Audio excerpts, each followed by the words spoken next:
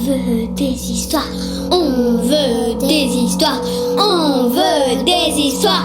On veut des histoires.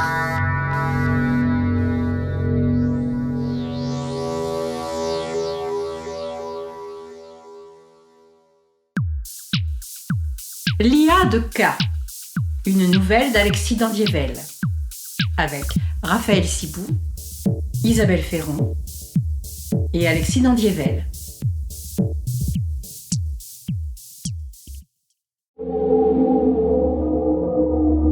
Journal de cas de la mission RTR, 15 août 2042. Adriana a encore fait des siennes. Si tu doutes de tout, c'est un très bon début. J'en étais en effet à douter de pas mal de choses quand la conversation avec Alban déclina vers l'art et la création.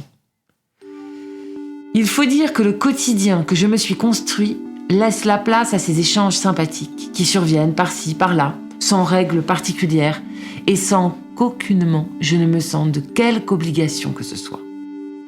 J'ai recadré Alban ce matin sur ses velléités amoureuses, tout de même. Et nous sommes convenus de tenter le chemin de l'amitié. Après tout, pourquoi pas? Il me demande alors. Dis, K, c'est quoi un artiste? C'est quelqu'un qui crée de l'art. Tout le monde sait faire cela. Non. Quoique sûrement tous les enfants. Et après, on oublie.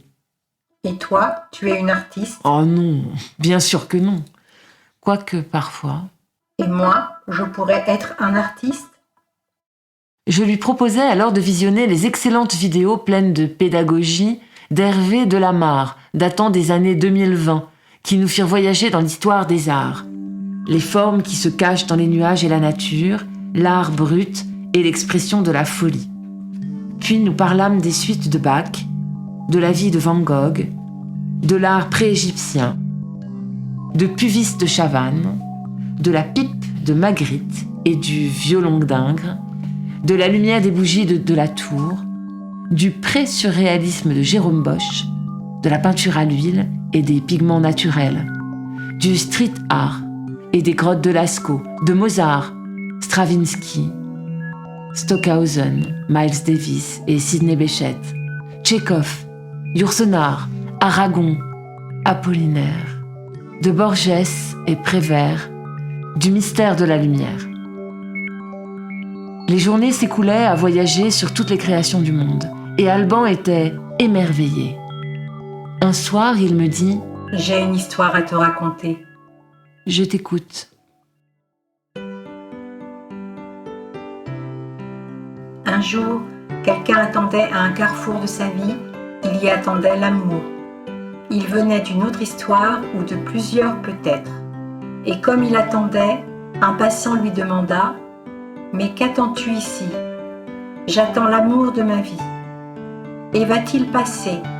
À n'en point douter. » Sur ce, le passant continua de passer. Un peu plus tard, une belle dame arriva, magnifique, et ce quelqu'un se leva pour la saluer. « Mais qu'attends-tu ici ? » demanda la belle dame. « J'attends l'amour de ma vie. Et va-t-il passer ? Mais peut-être est-ce vous ? Je ne crois pas, non, mais faisons quelques pas. » Et ils firent quelques pas, le tour du rond-point, et la belle s'en alla, et quelqu'un resta là. Plus tard encore, un groupe de marcheurs se pointa. « Mais qu'attends-tu ici ? demanda l'un des leurs. « J'attends l'amour de ma vie.